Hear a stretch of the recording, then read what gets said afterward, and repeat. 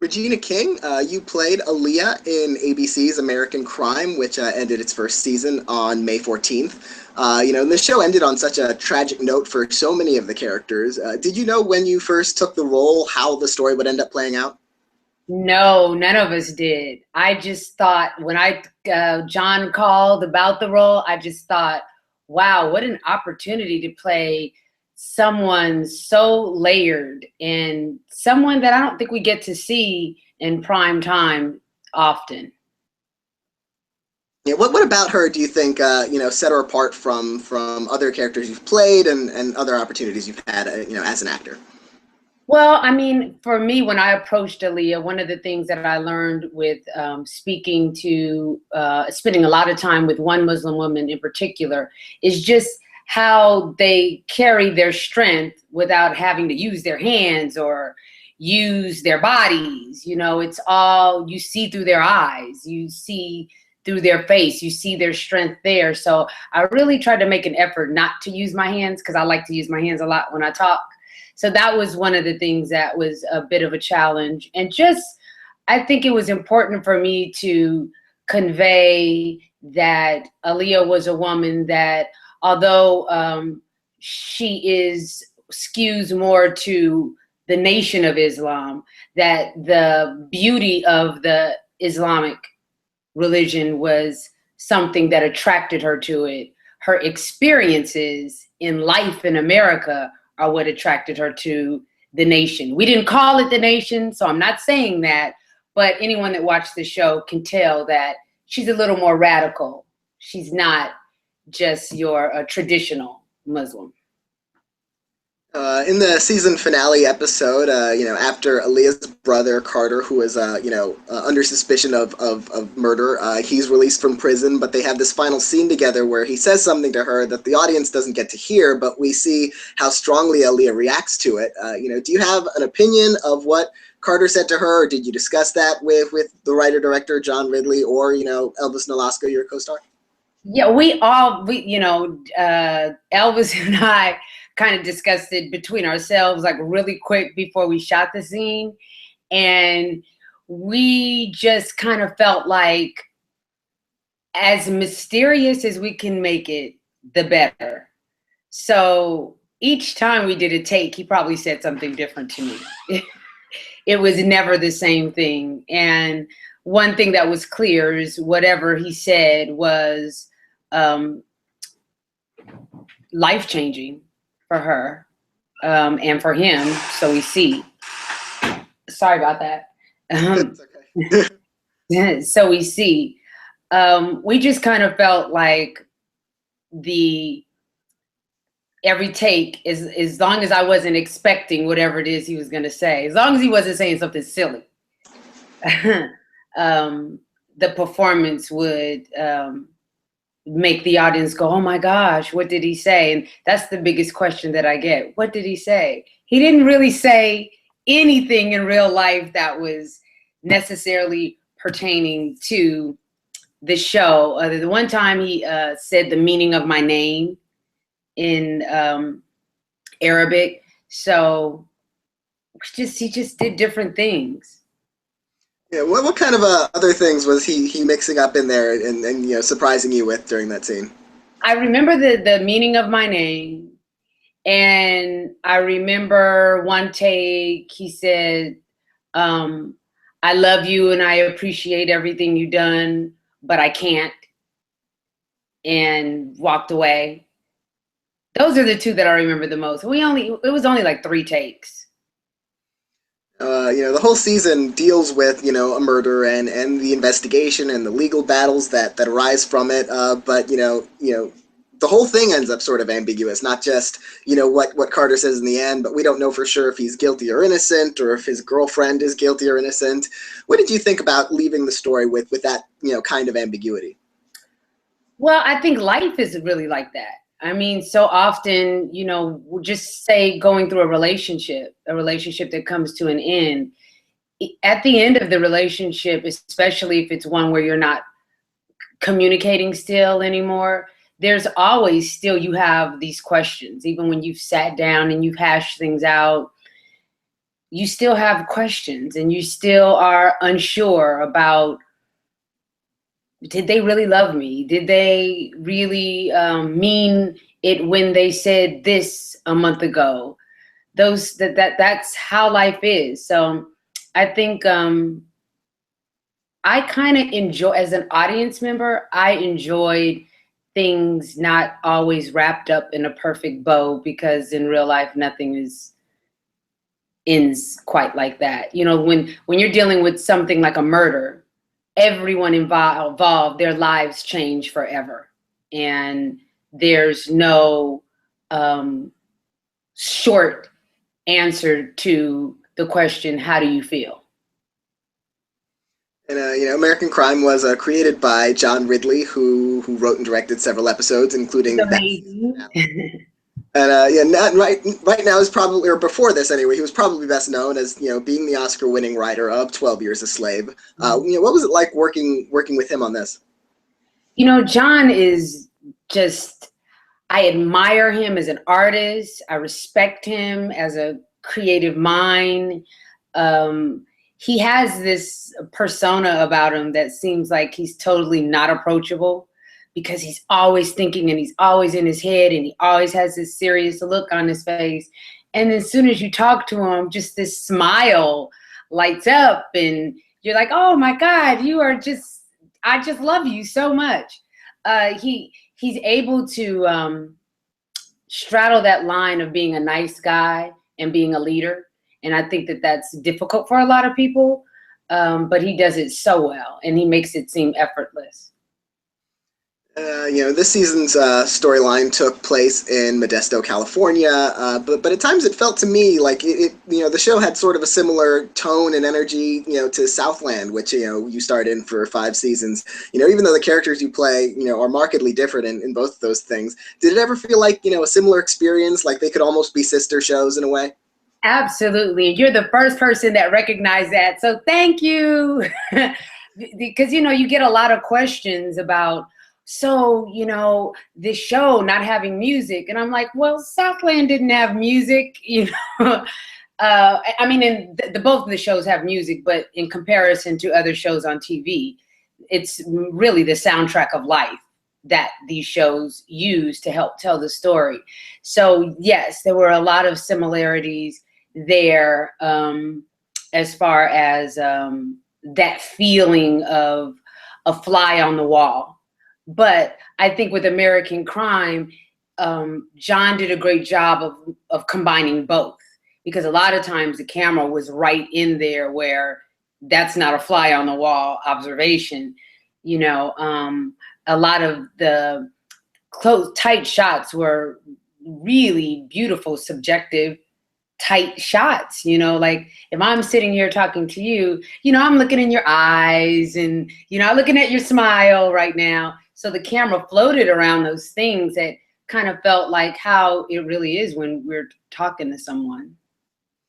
The show was renewed for a second season, and it's an anthology series, so there's going to be a new story with new characters. Do you know at this point if there's any chance you'll be a part of the new season? I hope so. We're talking about it right now. I'm working on The Leftovers in Austin, and HBO and ABC are talking about it, and they're being very supportive of me, which is an amazing feeling. And because they both shoot in Austin, I'm crossing my fingers that I'll just stay in Austin for a few more months or overlap a little bit to do American Crime, because I've spoke a bit to John and I know a bit of where he's thinking of taking the next season, and I would really love to be a part of that. You mentioned The Leftovers, which you're joining as a season regular this season. And that show is typically shrouded in mystery. But how much can you tell us about your character, your experience? Has it started shooting yet for you? Yes, it started shooting. Sometimes I don't know what the heck is going on. Yes, it is shrouded in secrecy. It is. I'm actually waiting for the producer right now to call me about one scene before I start shooting it tomorrow, because there is so much secrecy and you don't know where the character is going that you don't want to. Like, for example, we shot episode 201 and it ended, my character ended a certain way. But in 204, it picks up directly from the end of 201. So some of the things that we shot aren't going to be able to be used, because in 204, it kind of changed what the minute after was. So it's really interesting because it's a secret for the directors, the actors, everyone but that Damon in his head, and he's brilliant. We've got the Emmys coming up in a few months, and American Crime may be a contender. But a few years ago, you actually, wrote this commentary about the Emmys and the issue of diversity, and that's something that's been a continued discussion in both film and TV. The Oscars recently, for instance, but in TV, there seems to have been this shift in recent years to be more inclusive. With things like Empire and Fresh Off the Boat and American Crime and so many other shows. What have you thought about the TV landscape and how it's changed in the last couple of years?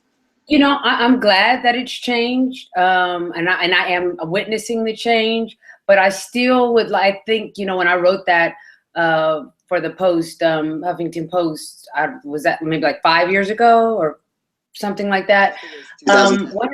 One of the things that I was saying is, and it becomes so often that it becomes black and white. And the statistics that I noted in that were talking about people of color. And sure, we are seeing more black people on TV, but I want it to look like and feel like more of the world that I'm in. I know in like the Midwest and some of those places, it's not as colorful. But I think we live so much through TV that it would help those people whose lives aren't as colorful be more colorful or more sensitive to differences. So I think we've made some strides, but I think that we've got a long way to go. We've got a long way to go. We've got a long way to go as far as gender, sex. There's so many things, that we can have a conversation about the LGBT community and a discussion about culture. So I think it's starting, but we've got a long way to go. I mean, what do you think?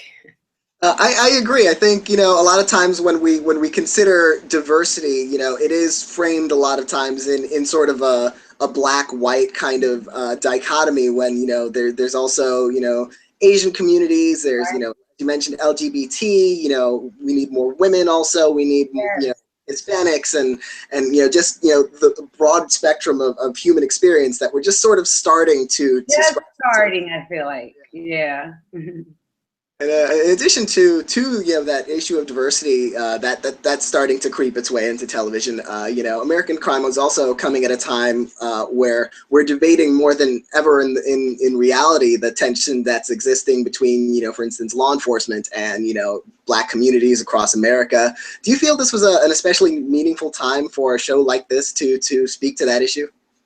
Absolutely, absolutely. Because like I said before, we live so much through what we see on TV, and sometimes TV encourages households to start dialogues that never would have started before. Because let's face it, if it's not your experience, so many people just feel like it doesn't happen just because they haven't experienced it. It doesn't exist because it doesn't exist in my world. So I think that I'm happy that American Crime came out at a time where there's more of a spotlight put on police brutality. And the reality is it's not just, it's the numbers are really high as far as police brutality against people that aren't white.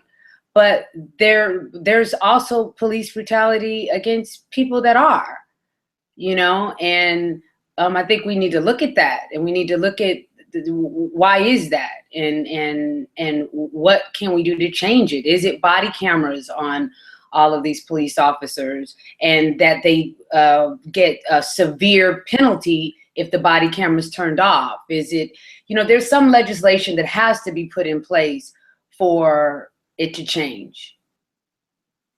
Now, in addition to acting, which you're best known for, you're also a director. You directed an episode of Southland, and you've worked on Being Mary Jane, and you did an episode of Scandal this year. At what point did you know you wanted to step behind the camera? Interesting. I guess maybe about 9 years ago, and I probably didn't start saying that out loud till about 5 or 6 years ago. And maybe subconsciously I knew before 9 years ago that this would be a natural place for me to, I don't want to say transition because I plan to continue to do both, but another space for me to live within the entertainment community. I just think that it took me to say it out loud and talk to people like Paris Barkley and Christopher Chulak and have them be supportive, opposed to treating me as if I'm just some other actress that, oh, here's another actress that wants to do this. So they gave me a lot of advice and things to do to show that I am serious, that I'm not trying to do this just because I am Regina King, but I'm doing this because I have worked for 30 years and I've picked up a lot of knowledge, and I'm ready to employ those skills. I mean, the beauty of directing is you're constantly learning every day, and it's so much fun and so much stress at the same time.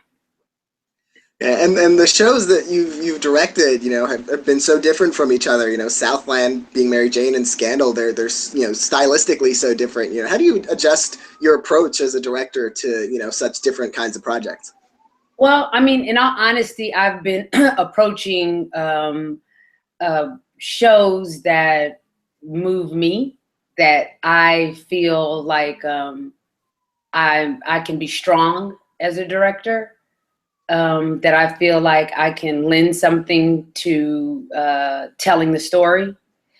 And also, as you noted, things that are different, because I don't want to pigeonhole myself and be only known as the director that does women's shows, or I love doing them? Absolutely.